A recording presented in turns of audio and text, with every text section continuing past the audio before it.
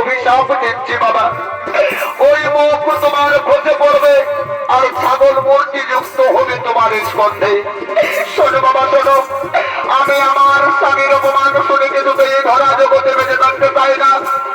এর জন্য আমার জীবনকে ওর জগৎ অগ্নিকুণ্ডে বিসর্জন দিয়ে দেবো। এই আকাশ পৃথিবী চন্দ্র সূর্য তারা তোমরা সবাই শান্তি থাকো। আর আমি বাবার জন্য মানুষকে বেঁচে দিলাম, আমি বাবার জন্য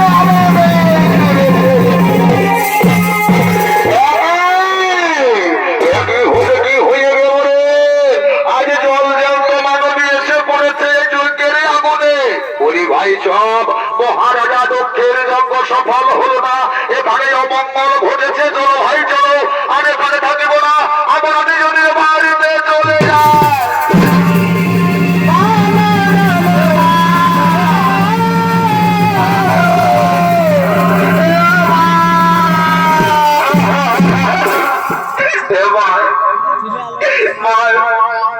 কোথায় বলবো ভাই, তুমি মন ভাবে চুপচাপ ঘুমান দিলে ভাই।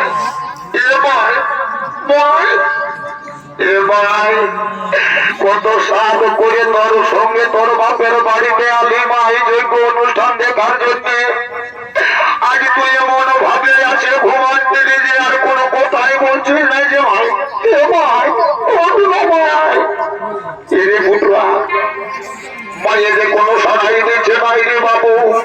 চল রে বাবু চল, যার জিনিস তাকে তাকে আনতে হবে রে বাবু।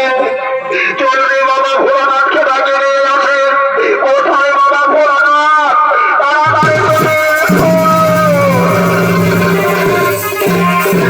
সতী, ওরে সতী, এটি রে সতী, অমন ভাবে তুই মাটিতে পড়ে রয়েছিস কেন সতী? ওঠে সতী, তুই আমার সঙ্গে কথা বলনি সতী, আমার সঙ্গে কথা বল। কি সতী আমার সঙ্গে কথা বলছে না? তাহলে কি হয়েছে সতী? ওরে সতী, তোর কি হয়েছে? সতী, সতী, ওরে সতী, ওরে সতী, কি হয়ে গেল রে সতী? আজ তোর সারা শরীর কেন এত শীতল লাগছে রে সতী? ওরে সতী, তোকে আমি শতবার বাধা দিয়েছিলাম রে সতী, যে বিনা আমন্ত্রণে তোর বাবার বাড়িতে তুই যাস না। তুই যদি আমার কথা শুনতিস তাহলে কি এমন অমঙ্গল কাজ হতে পারত রে সতী? ওরে সতী, তুই আমাকে জনমের মতো ছেড়ে চলে গেলে রে সতী, তুই আমাকে ছেড়ে যেতে পারিস না। তুই ছাড়া আমার যে জীবন অন্ধকার হয়ে যাবে রে সতী, তুই ছাড়া আমার